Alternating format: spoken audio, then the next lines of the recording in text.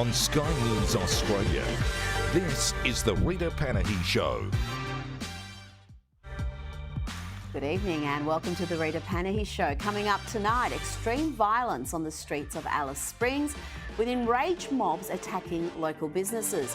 Australia's e-Liberal eSafety Commissioner wants to censor what you can see online. We'll tell you about the latest example of dangerous censorship and coercion. One of the blackest days in Australian sport, bombshell revelations about the AFL, which stands accused of deliberately dodging matchday tests to avoid World Anti-Doping Agency penalties. The biggest scandal in football since the Essendon drug saga. Joining me tonight is Ami Horowitz, Paul Embry, Kosher Gator and Dr. Joanne Howe, who will be taking Finance Minister Katie Gallagher to task. And of course, Lefty's losing it. Tonight, we've got John Mellencamp and Senator John Kennedy, amongst others. But first, it's time to acknowledge the sad fact that Melbourne has become the epicentre of a particularly odious and entitled group of far-left malcontents. And I'm not talking here about the Jacinta Allen government, but the highly unpleasant, fringe-dwelling simpletons who routinely cause havoc in the CBD and beyond, protesting everything from the weather to Middle East conflicts to biological realities. It's essentially the same neo-Marxist mob, whether they're marching under the Extinction Rebellion, pro-Palestinian, or trans lobby banner. It's always the same intolerant activist class that feels entitled to block roads and attack ideological opponents. They feel empowered by weak policing and even weaker courts to engage in violence to try to shut down those who don't share their far-left worldview. On the weekend, they attacked a group of diverse women from across the political spectrum who had gathered to call for female-only spaces to be protected and for a halt to radical gender treatments for young people, such as puberty blockers and irreversible surgeries like double mastectomies.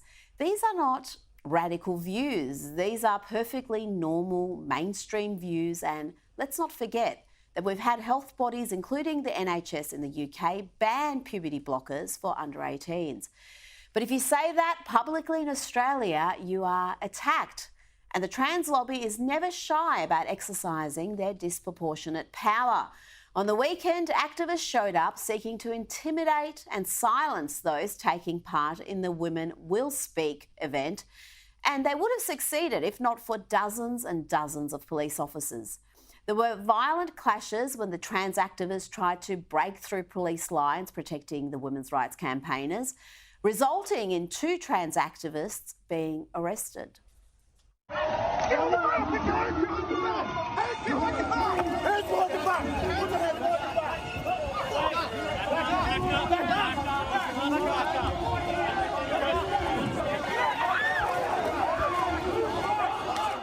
It says plenty about the poisonous political climate in this state that women wanting to speak about their rights need police protection.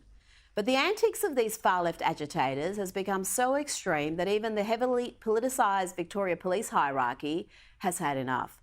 A Victoria Police spokeswoman said, "Our members were confronted by hostile members of the crowd who acted out violently towards police. We have a long history of supporting peaceful protests, but will not tolerate disgraceful and unlawful behaviour." Victoria Police is now wanting a permit system introduced for those wanting to hold rallies.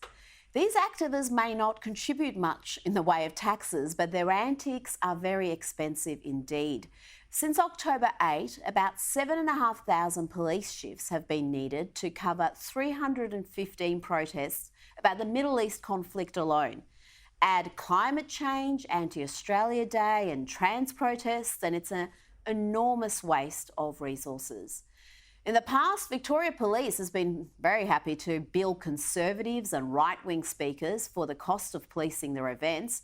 They presented Laura Southern with a $68,000 bill. Milo Yiannopoulos copped a $50,000 bill, even though it was the leftist activists, not their ticket holders, who were the source of the unrest. But when it comes to race, climate and trans activists, the taxpayer picks up the tab. That has to stop. There has to be a measure of accountability. By all means, protest peacefully. It's your democratic right, but if you seek to attack or obstruct people going about their business, then you should pay a price. Joining me now is Sky News contributor Kosha Gator. Kosha, let's start with the Australian government threatening to fine X, formerly Twitter, around $800,000 if they fail to take down a critical post from Canadian man Chris Elston about a UN trans expert. Chris Elston, also known as Billboard Chris, we've interviewed him on this show, revealed on Tuesday that he had been sent a notice of removal from the office of the eSafety Commissioner. The alleged offence here was sharing information about a Teddy Cook, a transgender man, so a natural-born female who identifies as a man, who works for the World Health Organization, helping to create healthcare guidelines for transgender and non-binary people. Kosha, this is a sinister level of censorship here. It's become a story online. Daily Mail have picked this up and it's getting a lot of attention on X and elsewhere. And what level of censorship do we have in this country where information, even critical information, can't be shared on a public platform about someone who's in a position of influence? Absolutely. This is hitting international headlines because it's ground zero of what we call this battle of the century. I think we framed it that way before because this really is free speech. The battle of free speech is the battle of the century. This comes under the auspices of the Online Safety Act that was passed in 2021, which granted expanded powers for the government of Australia to police speech online. I believe 2021 means it was passed under the Morrison government, and I mentioned that just to show that the attack on free speech is actually coming from both sides. Absolutely. It starts always on the guise of child pornography, sex trafficking, things that we can all agree with. That's the basis of the law, and then it's a slippery slope quickly to other issues like this one that's very contentious. It also doesn't make sense because digital platforms are inherently borderless, and then you have the situation where under Australian law there might be a fine slapped on to police content. In US law, there's Section 230, leaving aside that it's not being enforced, which says those platforms cannot police speech if they want to enjoy their immunity liability. So how is that going to work when different countries' frameworks collide with each other? The whole thing's a mess, but day by day, I think free speech is under erosion and we've got to defend it. Now to a story that I think we're going to be hearing about for many weeks to come. Bombshell AFL allegations brought forward by a former Melbourne Football Club doctor turned whistleblower who has admitted to conducting off-the-books illicit drug tests to help players evade detection on match days. If they test positive on match days, it is out of the AFL's hands, Kosha. WADA step in, the World Anti-Doping Authority, and there are real consequences, including bans for up to 2 years. The doctor alleges here that these tests were authorised by the AFL. And today, footy greats have been speaking out, saying they have been absolutely appalled by these revelations, published by the Herald Sun's Mick Warner. Let's hear from Mick Malthouse earlier today. This is almost on the same level as the Essendon saga. In fact, it might even go beyond that because this is suggesting that AFL officials are involved in this. Now, it is just so damning, and so it's going to place every player, every club official, and in particular club doctors now under scrutiny. The ramifications from this are going to be very broad. To hear these allegations, it makes it. I can't describe how angry I am. Hawthorn Premiership player Campbell Brown has called it the biggest controversy since the Essendon drug saga, and a number of politicians have also weighed in, including Home Affairs Minister Claire O'Neill, who wants answers. These people are such important leaders for our community and for young people. We do want them to do the right thing, so it'll be important to get to the bottom of this. Kosha, the AFL are experts at brand management, some would say cover-ups. Will they be able to bury this one? This looks big. It does look big, and just the fact everybody's weighing in from the political sphere to other icons of the sport. I don't know. It's hard to see how they bury this. I think some sort of investigation is going to have to happen. We'll see. I don't know what shape that would take. The credibility of the whistleblower, I'm sure, is going to really be stress tested as they do that. But in the end, if true, the scale of it seems so big that things are going to fall out of the cracks, and I think it'll be very hard for them to cover it up. What they need is a couple of players, perhaps retired players, to come forward and say if they experience this. Now let's go to Alice Springs, where the crime crisis is only getting worse. Leo Mendez reports in The Australian a violent riot through the streets of Alice Springs on Tuesday escalated calls for a total federal government takeover of the town. The mayor there is asking the territory's government to temporarily step aside so that order can be restored to the lawless town. Parts of Alice Springs were placed into lockdown about 3 p.m. on Tuesday after a mob of angry people attacked local businesses and cars. Sources on the ground claimed that it was payback for the death of a young man who died when a stolen car overturned last month. Let's have a look at some of that carnage. Mate, they're taking 20-metre jumps and jumping in the glass trying to smash it. Oh, she's got a brick. Oh, fuck them, man. Yeah, it's escalated big time. They've smashed through one door already. There you go, head.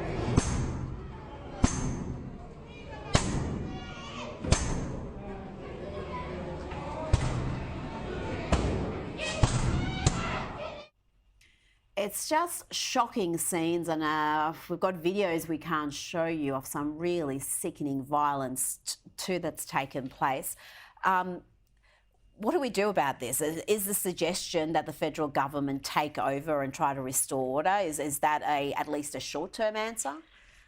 I think it would work because you're bringing the firepower of a more powerful law enforcement agency to do that.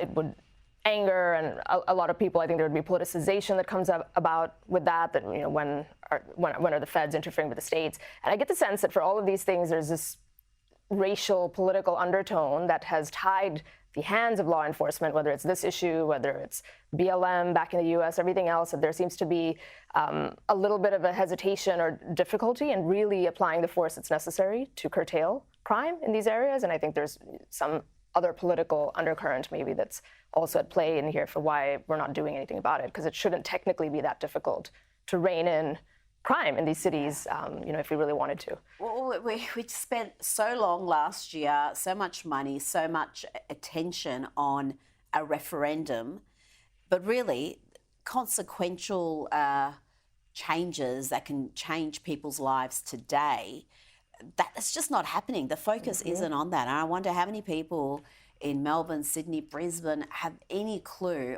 of that happening. Every now and then it will get into the headlines, it will be covered, but when you speak to people who live in Alice Springs and other areas, this seems to be an ongoing issue. Just very quickly, more on the detainees debacle. Australia is considering stricter immigration policies, and this could include limitations for asylum seekers who may be unable to return home if their country of origin refuses to accept them. Additionally, tourist visas from those countries are at risk of being restricted. Kosha, this sounds, I don't know, a bit like Trump's Muslim ban. I wonder if that's how it will be characterised in the media. It does, and I think it will always be characterized by that. By some corners, depends on who the messenger is. You know, we said free speech is the battle of the century. The other great battle of our time is immigration. It's reaching a fever pitch in Western liberal democracies everywhere, at different scales of where they are on that spectrum. Asylum and getting refugee status is not an entitlement. It's a great privilege. And if the system is being abused or people are skirting around the law after they get here, every country should and does have its sovereign right to defend that. And if it takes the shape of something that's more of a blunt instrument, like a broad-based travel ban, you know, maybe we're at that stage. I will be shocked. For a Labor government to do that, well, I remain open-minded. Kosha Gator, thank you so much for your time tonight. Pleasure. The Australian government released its strategy for gender equality earlier this month, which Minister for Women, Katie Gallagher, insisted would help all women. Because all women, she says, don't want to be crushed under the weight of juggling caring responsibilities and work, navigating complex systems and picking up the lion's share of the load at home. crushed under the weight. That's a unusual way to interpret what motherhood is. A whole chapter of this strategy is dedicated to removing barriers to female employment, with a great majority of these barriers being family care commitments. And they're trying to force mothers back to work full-time, it seems, as soon as possible, even if some mothers don't want to be there. Joining me now is Dr. Joanna Howe. She's a professor, a lawyer, and a mother of 5. What was your response when you read this report, Joanna? Rita, I was disappointed when I read the report because I felt that it really diminished the essential role of mothers. They devote a whole chapter to the burden of care. That's what they call it, the burden of care. And I don't think that motherhood should be viewed in that lens. Janet Albrechtsen, writing in The Australian, actually says, never in the report, in the strategy, do they identify that women might want to stay at home. Never do they see motherhood potentially as a prize, only ever as a burden. And there's clearly an economic agenda here. Right up front in the strategy, they note that if women's workforce participation matched that of men's, it would add $30.7 billion to the national GDP. So I take issue with the fact that they are looking at women as economic units rather than valuing women for everything that we bring to our society and our country. Well, there are plenty of mothers, I know plenty of them personally, who are feeling pressured to go back to work before they're ready. Sometimes that pressure is financial, but there's increasing societal pressure too to be in the workforce. Being stay at home doesn't seem to be an option that we value.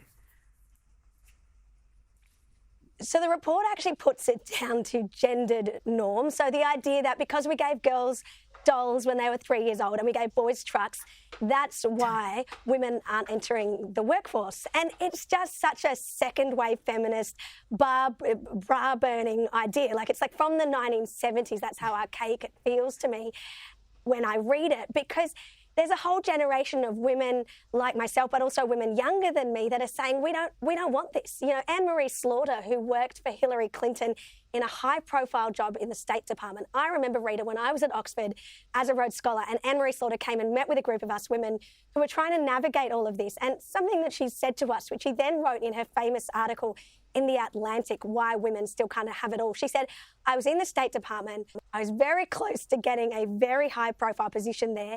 And I thought about the fact that I had a young son at home and what would I want at the end of my life. And she said at that moment she realised that she was going to let that job go with Hillary Clinton, which many people would say is a dream job, because she knew that she wanted to be there for her young child. And when I posted about the government strategy to Instagram and Facebook, I talked about that. I said, you know, where do women want to be at the end of their lives? Like, are we going to be looking at the accolades that we achieved? Or are we going to be thinking about the little children that we raised who then become our best friends as adults and who are now surrounding us as we, you know, take our dying breaths? That's the kind of life we want to live. And I think women intuitively know that.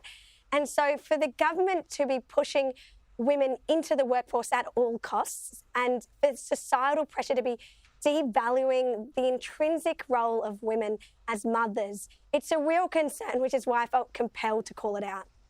We're having more and more women, Gen X, millennial women, speak out about being sold a lie by the feminist movement. This lie that you can have it all, you can pursue your career, have kids later. Many of them find that they've left motherhood too late. It becomes difficult to become a mum. Tell me a little bit about that phenomenon, because I'm hearing that more and more. Women questioning whether we've made massive strides or whether we've actually made life for women a lot more difficult than it needed to be. I actually think it is the latter, Rita, and the new generation of women coming through are really questioning this. So when I was at Oxford, when I was in my mid-20s, I attended a seminar that changed my life. So it was called Books and Babies, and on the panel was a senior academic and a senior gynecologist. And the academic said to the women in the room, delay having children till you've got professional security. Establish your career. Make sure that you've got your networks, your professional success. You've got tenure if you're an academic, you're a partner if you're a lawyer, and then start having children. And that'll be when you're around 35 to 40. At that point, the gynecologist nearly had a heart attack and said, don't do that, don't do that. You absolutely should be having children when you're young, because that is the way you have been biologically made. And in fact, you know, SA Health, I'm in South Australia, they term it a geriatric pregnancy if you have a child after 35. So I listened to that seminar and I had plans with my husband that we would wait a little bit longer. But I just said to my husband that night, you know, we've got to have children. We've got to start making babies, because I actually feel like I want to be part of a generation that demands a change in workplace structures, so that we're not building our workplace culture around a lie that is a disservice to women. So women need to wait till they can have babies because that's when they've got professional success. We should be demanding that our workplaces change and enable women to have children at the age that it is healthiest for their bodies. Now, I know a lot of women don't meet their partners young, but we absolutely should be designing our society to enable women to have reproductive autonomy in this regard. And, you know, second wave feminism, what they did, Rita, is that they said for women to be equal to men, they need to be like men. So they need to neuter their reproductive potential and capacity. And so their solution was, you know, abortion on demand, birth control, all of those things, but also just be like a man to be successful. And I think my generation of women and millennials are just saying enough is enough. We actually want something far more authentic that recognises who we are. Absolutely. And I think that lie that we've sold girls, it's only being called out now, but there are a lot of women who regret the choices they made, regret waiting so long to have children, regret not becoming mothers and finding out too late that it was no longer a possibility for them. Dr. Joanna Howe, thank you so much for your time this evening. Appreciate it. Still to come, Ami Horowitz joins me with the latest from the US, including the MSNBC meltdown after a Republican was hired on a casual basis, and why Robert F. Kennedy Jr.'s running mate is a massive plus for Donald Trump.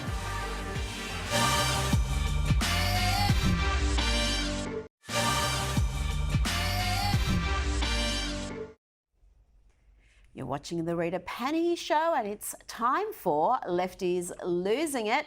Let's start, Lefties, with ageing rocker John Mellencamp having an almighty meltdown on stage after an audience member asked him to play some music rather than preach about politics.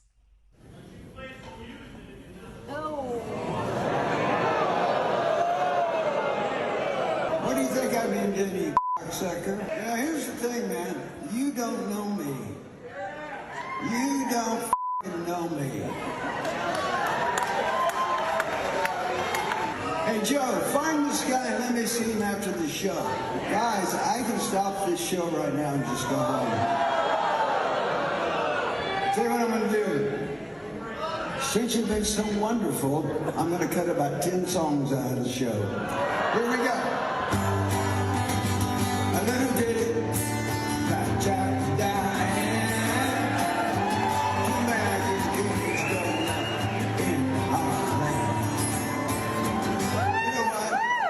Show's over. What a pathetic little tantrum. First the outburst, then the threat that he will cut 10 songs from the set and shortchange his own fans who've paid to see him sing, not preach, sing.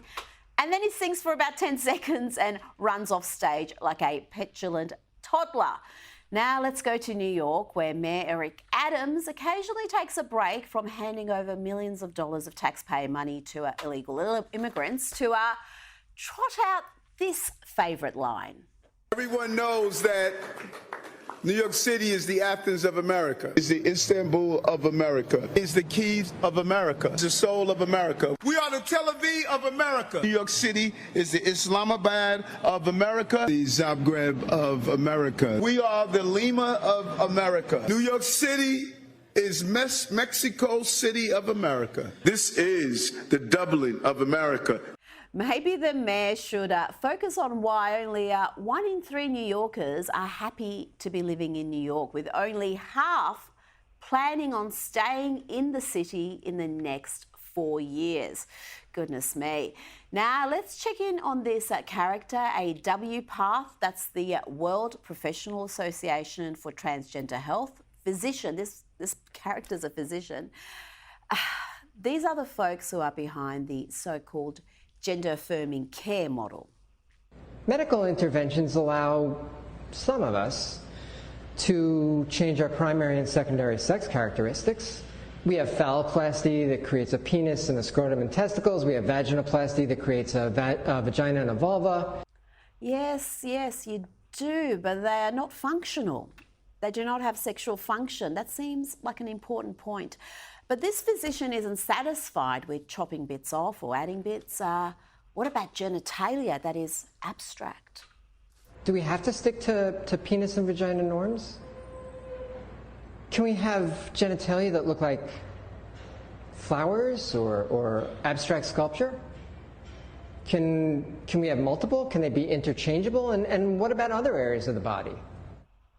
Flowers, abstract structures, oh my gosh. Best I say nothing more about that. Now to a Democrat expert witness who, despite having superb hair, is humiliated over and over again by the superb Louisiana Senator John Kennedy. This is art, folks. This is art. I mean, you're here as an expert. Tell me more about what carbon dioxide is. I'm here as an expert cross-country skier who sees the changes in my winters and the landscape that I live in Alaska. And so carbon dioxide is what I see it as is, it's a gas that exists in our atmosphere. And what, is it the major part of our atmosphere? Or? It's a huge part of our atmosphere, yes. It's actually a very small part of our atmosphere. Well, okay. But, yeah, I don't know. What are you asking specifically? Well, you said we need to reduce carbon dioxide emissions. I'd like to know first if you know what it is. It only gets better. Let's watch. How much will it cost for us to become carbon neutral in the United States by 2050? I'm not a professional on that. I don't have an answer. You don't have any idea? No. You just think we ought to spend the money? I'm not an economist. Yeah, but it's going to cost money. You realize that? Yeah, but we've also talked about the trade-off of what the cost of climate change as emergencies will cost in the future also. So. Right, but it's going to cost trillions of dollars to become carbon neutral by 2050, right? I do not know. You don't know. You just think we ought to do it. I don't have a great answer for you, but I think I would. If we spent those trillions of dollars and became carbon neutral by 2050 in the United States, which you advocate, how much will it reduce world temperatures? I don't have an answer for that. You don't know? No. You just think we ought to spend the money and then see what happens? I think as an athlete, I think if we spend that money and invest in our future, hopefully those temperatures stop rising and maybe the snow at least stabilizes where it is for me. There you go. The indulged and spectacularly clueless Greta Thunberg generation just spent trillions without really knowing why, make bold statements without any idea of the facts, and turn up as an expert witness when you clearly have zero idea. Joining me now is filmmaker Ami Horowitz. Now, Ami, as the lefties continue to shout free Palestine whilst Israel defends itself against Hamas, the question is, where do Arab Israelis stand on this conflict? You went out there and you asked. Let's have a look. When the Hamas attack happened on October 7th, did your heart break just like any other Jew, any other Jewish Israeli? Israelis, are they looking at you differently now because of the attacks? Still. הם לא השתנו, הם לא השתנו. תמיד יש את הקיצונים משתי הצדדים שעושים את הבעיות, אבל לרוב הכל בסדר גמור. אין גזענות, לא מרגישים שיש בינינו מלחמה, בוא נגיד, שיש גזענה, It's good to hear from Arabs who live in Israel, which we are told is an apartheid state. Yeah, it's amazing the narrative that goes around the world. Look, any way they can demonize Israel, they'll try to take advantage and they'll lie and they'll obfuscate if they can. And this is a perfect example of that. Look, if you go and you speak with Arab Israelis, and this is maybe the third short doc I've done with Arab Israelis. I've gotten to know them across the country. And look, do they think things are perfect in Israel for them? Of course not. But if you ask them, they say to me, well, where is it perfect for any minority anywhere in the world? They are very clear. They would much rather live in Israel than any other Arab state. They, more than any other person, understands what they have and what they would lose if they were part of Egypt or Iraq or a Palestinian state. In terms of economics, they have more money, they have more income than any other Arab, in fact, by multiples anywhere else in the world. They have more freedom, they get to vote. None of these things are available anywhere else in the Arab world. They understand that. And, when I talk to them about how the world looks at Israel in terms of its prosecution of the war in Gaza, I specifically asked them because they know the IDF and the Israelis best. They know, the Arab Israeli knows the Jewish Israelis better than anyone else in the Arab world. And I said, do you think that Israel is trying to target civilians? They laughed at me. They said, you don't understand. If you think that, you don't understand how Israel does business. Of course not. They feel terrible that their co-religionists are dying in Gaza for sure, but they understand this is part of a larger war. Israel's prosecuting a war against Hamas. They fully understand that. And ultimately, when I ask them, who do you stand with? Do you stand with the Gazans or do you stand with Israel? Most of them did not hesitate and said, we stand with Israel. Now, independent presidential candidate Robert F. Kennedy Jr. has finally revealed his running mate. There's been a lot of speculation about this one, but it's Nicola Shanahan, a 38-year-old entrepreneur from Oakland, a Democrat donor whose track record is not going to appeal to many Republicans, I would argue, Army. Kennedy is 70 and he said he wanted someone who was younger, who could speak to the millennials and Gen Z generations. She's got a strong connection in the tech industry, but I've got to say, I think the Trump camp would be much happier with this pick than the Biden camp. Yeah, look, RFK, the argument is that he helps, his running helps Trump more than Biden. It's not exactly true. If you look at the real battleground states, there's really three major battleground states. If you look at Michigan, he helps Trump in Michigan. He hurts him in Pennsylvania. So it's kind of six of this, half dozen the other, ultimately, when it comes down to the battleground states. But I just find I find this whole thing ironic. The Democratic Party, right? The people trying to preserve democracy, right? The fighters for democracy have been trying to kick RFK off the ballot, just like they're trying to kick Donald Trump off the ballot, because in their mind, well, once we get rid of all of our opponents, then we can preserve democracy. I forgot who we're talking about, Biden or Putin at this point.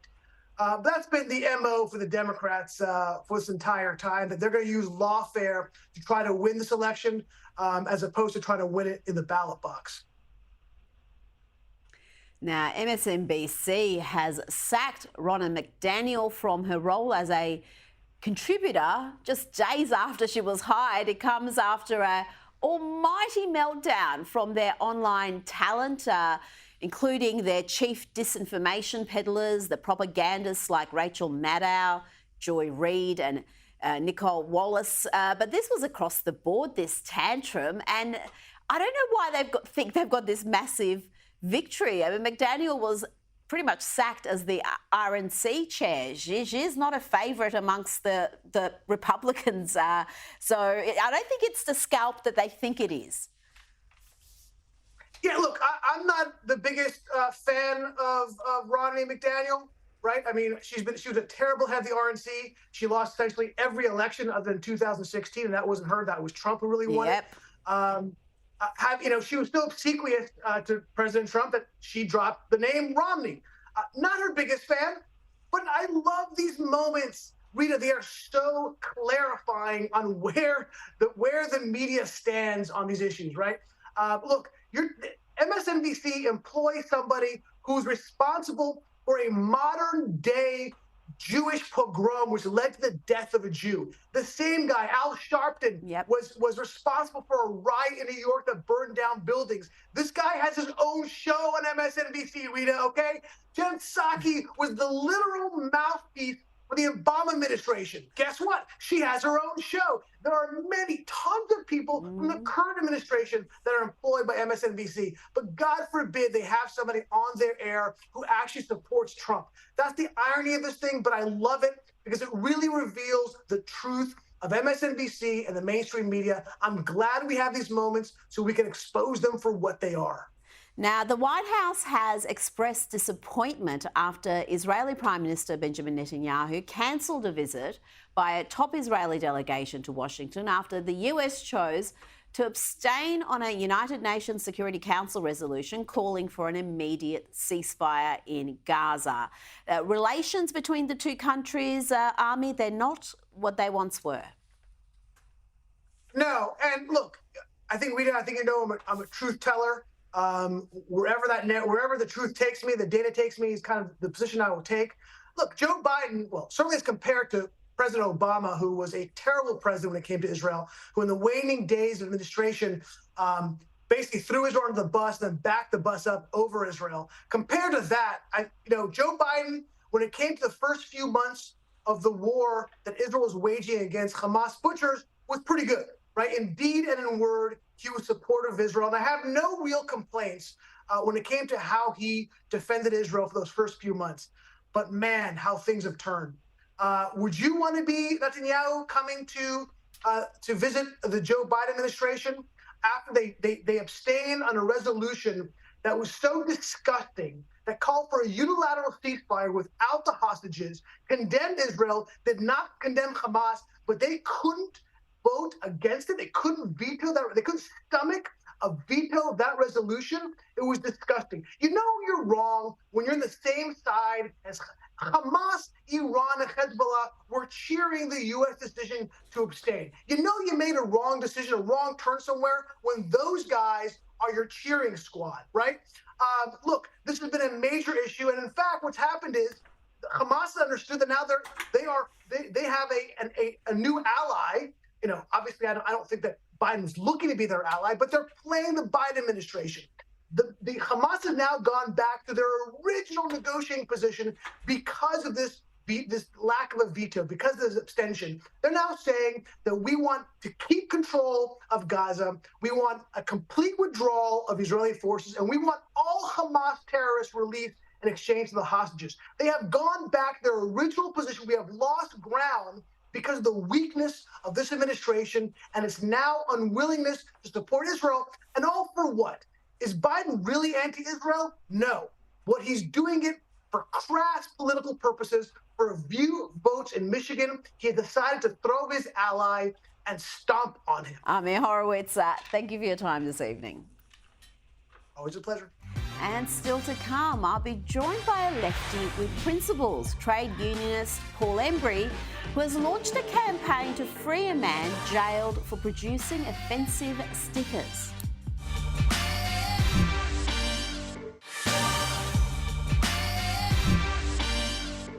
Welcome back. Now, the UK seems to have an obsession with punishing wrongthing, an absolute intolerance for those who say or think the wrong way. Just this year, we saw a Newcastle United soccer fan become the subject of a 4-month investigation for expressing gender-critical views on X, formerly Twitter.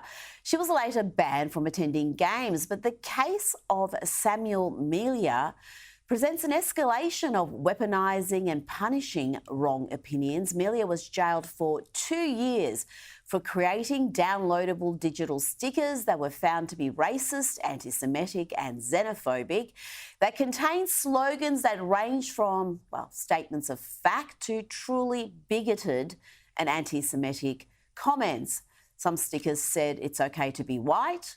Others said intolerance is a virtue, and why are Jews censoring free speech? You don't have to agree with Melia's sometimes repugnant views to be disturbed by his treatment. What sort of country locks up a man for producing offensive stickers. Writer, broadcaster and trade unionist Paul Embry wrote, "Melia's personal politics appall me, but if freedom of speech is to mean anything at all, it must mean affording to individuals such as Melia the right to give voice to their genuinely held political or moral opinions, irrespective of how shocking and objectionable the rest of us might consider them to be. And if someone cannot do that without feeling a tug on the collar and hearing the turning of a key in a prison cell, then our society is not truly a free one." Paul Embry joins me now. Paul, it's not easy to cop a 2-year jail term nowadays. You have to be a repeat offender or commit some truly heinous offence, violent offence, to be sent straight to jail for 2 years. And yet this man copped this sentence for producing stickers with ugly words. Yeah, hi Rita. And look, I think this guy is probably an appalling individual. I don't share his politics at all. But the truth is, I think he is a kind of political prisoner. And my view would be that however objectionable and noxious his views, which they plainly are, in a free society, he has to have the right to express his genuinely held political and moral views. And by the way, the rest of us should have the right, as we do, to disagree with him and to tell him that his views are objectionable.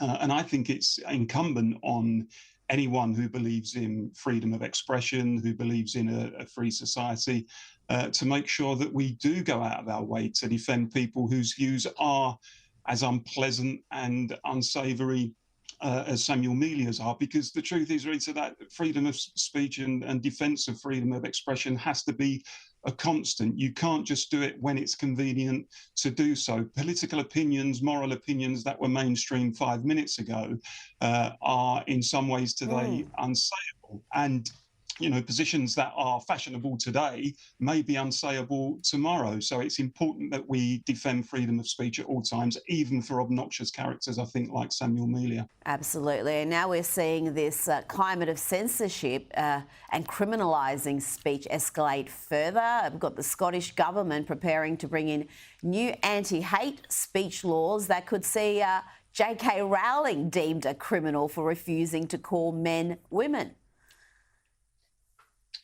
Well, I mean, I've made the point. I mean, if your society sees J.K. Rowling as some kind of hate figure, which I have to say certain sections of British society, especially certain people within, if you like, our liberal and cultural elites do, then you have taken a seriously wrong turn. This is a mild-mannered woman who has brought joy to millions of people, not just in Britain, but across the world with her children's stories. She has never gone out of her way to harm anyone, to disparage anybody. Her crime is that she defends the principle of biological sex, and she says that she doesn't believe that men can become women and vice versa, and she believes in the importance of women's security and dignity and single-sex spaces. And for that, she has been turned by many people into a non-person, and I think that really is an indicator just where our society in Britain is going to a certain degree, where, if you like, views that are actually mainstream across much of society. I mean, J.K. Rowling speaks for millions. Her views are mainstream, but among, if you like, our militantly progressive elites, she is seen as somebody. She is seen as some kind of hate figure, almost akin to the likes of Samuel Melia, who we were talking about a few moments ago. And I think that's a sign, really, of how bad things have got. Paul, on the militantly progressive folk, as you call them, they seem to have a blind spot when it comes to Islamists and the speech that they've been guilty of spreading in recent months in particular, and even the threats of violence and actual violence. When it's somebody on the right, they come down like a ton of bricks. But you've got almost these quasi-blasphemy laws happening in the UK. Well, I mean, look, I'm politically, I'm on the left. I'm a trade unionist. I've been a Labour Party member in Britain for 30 years. But I have to say, it pains me that it is my side of politics in Britain who has been largely responsible for driving this kind of rigid conformity, this orthodoxy where we're only allowed one particular opinion on certain issues. And the whole idea that as long as you claim to be offended by a particular view, people on the left, unfortunately, and some people on the right, but predominantly people on the left, see it as a clincher in a debate. They think all you have to do is to claim to have been offended by somebody's moral opinion or political opinion, and the debate should end there. That should be the end of it. And I always say, look, if you're offended because somebody has expressed to you a genuinely held political or moral view, then the problem is you. The problem is not with the person who has expressed a view. No, as the old saying goes, nobody has the right to not be offended.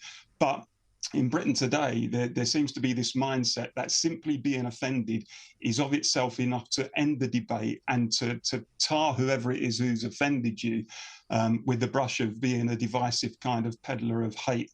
And considering it was the left traditionally who favour of free speech and challenging establishment thinking, that's a real kind of turnaround. And I think it's a deeply troubling development within our society. Well, as they say, just because you're offended doesn't mean you're right. Now, moving on, clothing giant Nike decided to wokeify the St. George Cross on the back of the English soccer team's jerseys in what they called a playful update to the shirt ahead of the Euros this year. But this hasn't been all that well received, has it, Paul, in the UK?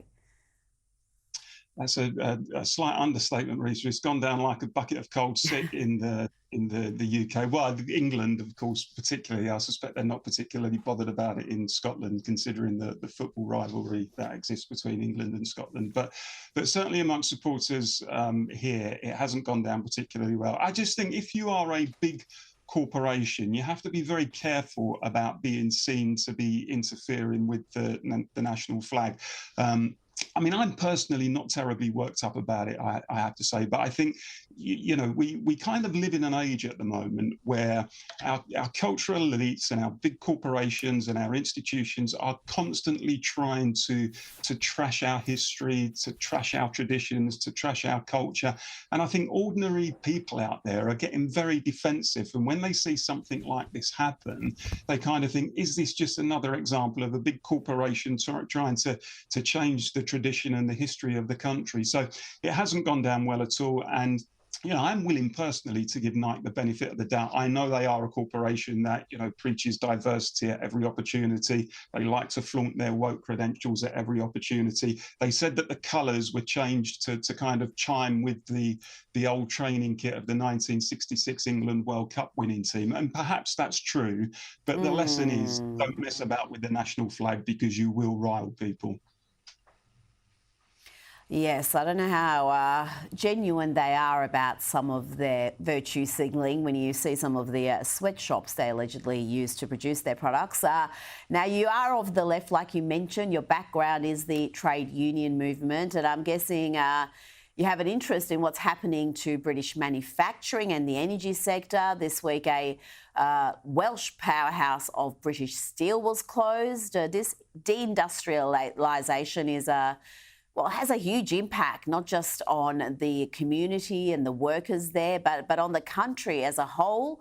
But you've got the Tories and Labor both on this unity ticket when it comes to net zero, and that has a great deal of impact on the British public. What is the mood there when it comes to energy prices, energy security? Is there anyone speaking out against the net zero fantasies of the political class? Well, the end of the steelmaking industry, as you mentioned, which we saw a few days ago in Britain, I think was a moment of national shame for our country, actually. And it's ironic that some of our military leaders at the moment are talking about the possibility of another world war. Well, it would seem to me that if you're preparing for war, you would probably need a steelmaking industry, and we've just absolutely destroyed ours. And it's indicative, really, of the deindustrialisation that's taken place in Britain over recent years. And we don't make things anymore. We used to be an industrial powerhouse. Now we put all of our faith in financial services. We've got millions of people working in the gig economy, in transient, precarious employment, low wages and 0 hours contracts and so on. And that, I think, first of all, that creates a fundamentally unbalanced economy. It gives you a lack of energy security, which for a country like Britain is really serious. But the social impacts as well. When you see huge factories like this and plants like this closing down, it can really rip the heart out of the community, and the community pride is affected, the economy locally and prosperity is affected, and it has an effect on people's family lives and the stress and the anxiety that they go through. The decimation of our manufacturing industry and the loss of those solid blue-collar industries has been a tragedy for Britain, and we've paid a huge price for it. And politicians responsible for it really need to be held to account for it. Paul Embry, thank you so much for your time this evening. And that's it from me tonight. Up next is News Night. I'll see you at 11 tomorrow. Good night.